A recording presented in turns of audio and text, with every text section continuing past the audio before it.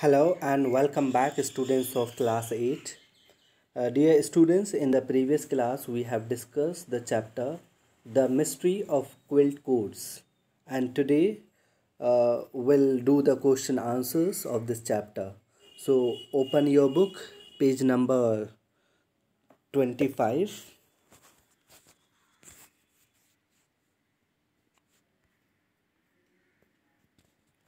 Reading. The quilts that the slaves made carried hidden message for those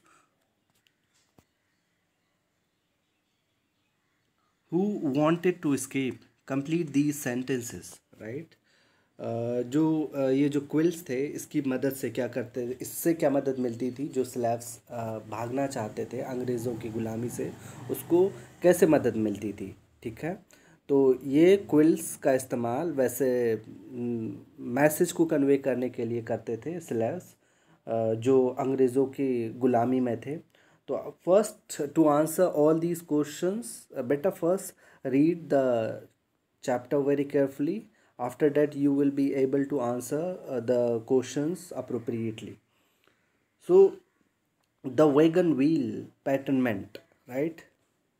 There are 6 patterns, and these patterns convey secret messages for the slaves who wanted to escape.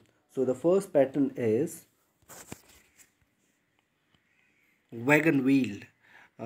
Then second one is bear's paw, and third one is flying geese, and then fourth one is north star, then fifth one is log cabin, and drunkard's path.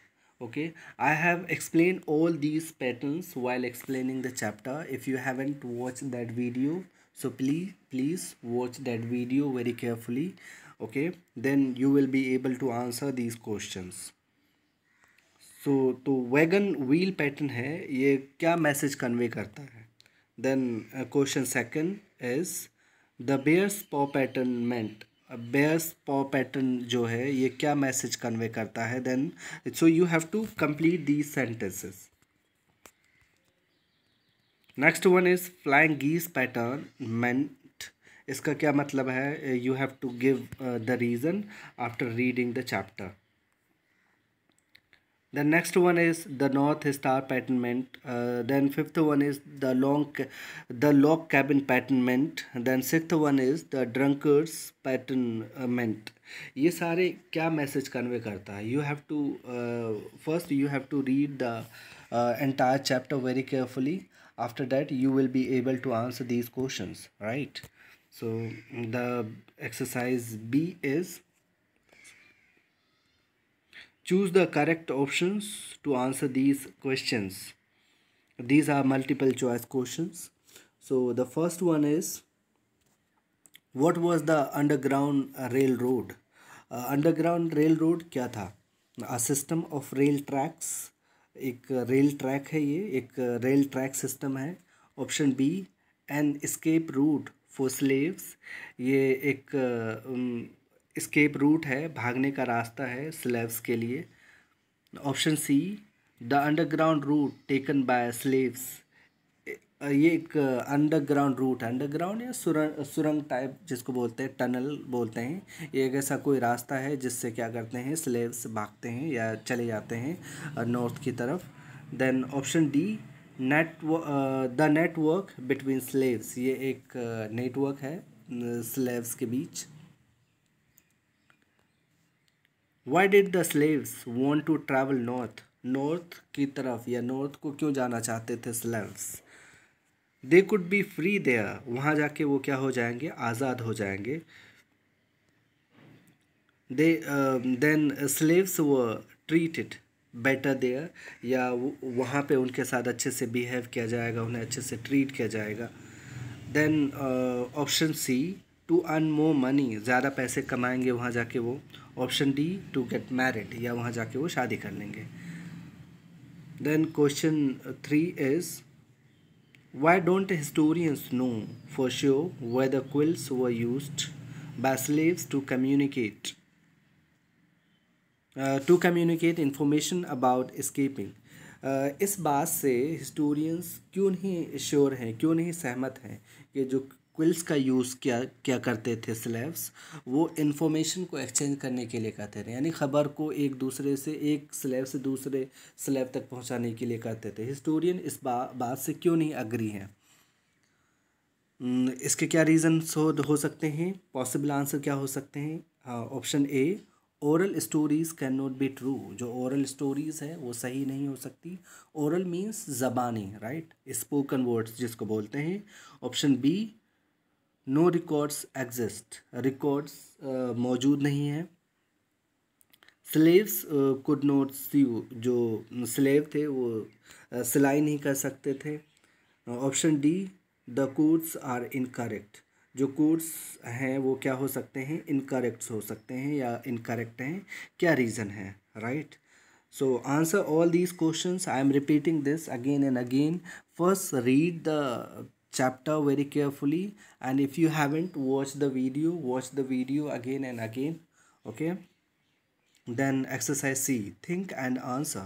The struggle for survival makes us come up with innovative solutions. Comment on this statement with reference to the text. जो ज़िंदगी जीने के लिए जो भी हम struggle करते हैं या जद्दोजहद करते हैं, उससे क्या होते हैं? नए नए इनोवेटिव आइडियाज़ आते हैं। अगर ज़िंदगी में कोई प्रॉब्लम है तो उसका सलूशन भी आता है जद्दोजहद करने की वजह से। So you have to give your opinion in view of the text, in view of this chapter, right. इस चैप्टर को मद्देनज़र रखते हुए आपको इस स्टेटमेंट पे अपनी राय देनी है। Okay, sorry. Question 2, throughout ages people have faced discrimination in society. How would you react if you faced a situation where someone is being treated unfairly?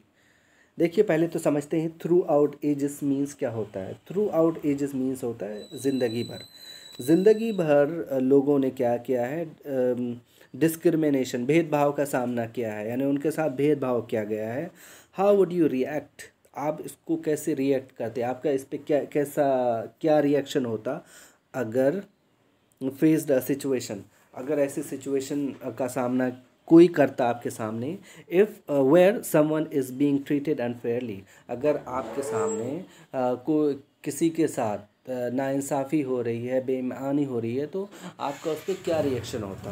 Right. So you have to give your opinion on this. Words in use, देखिए इसमें phrasal verb समझाने की कोशिश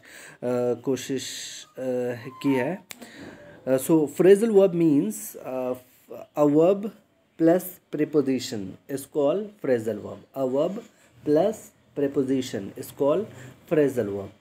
for example, look है, एक verb है, और उसके साथ अगर हम फोर ऐड कर देते हैं तो इसका मीनिंग चेंज हो जाता है। लुक मीन्स देखना होता है, वहीं पे लुक फोर का मीनिंग होता है तलाश करना।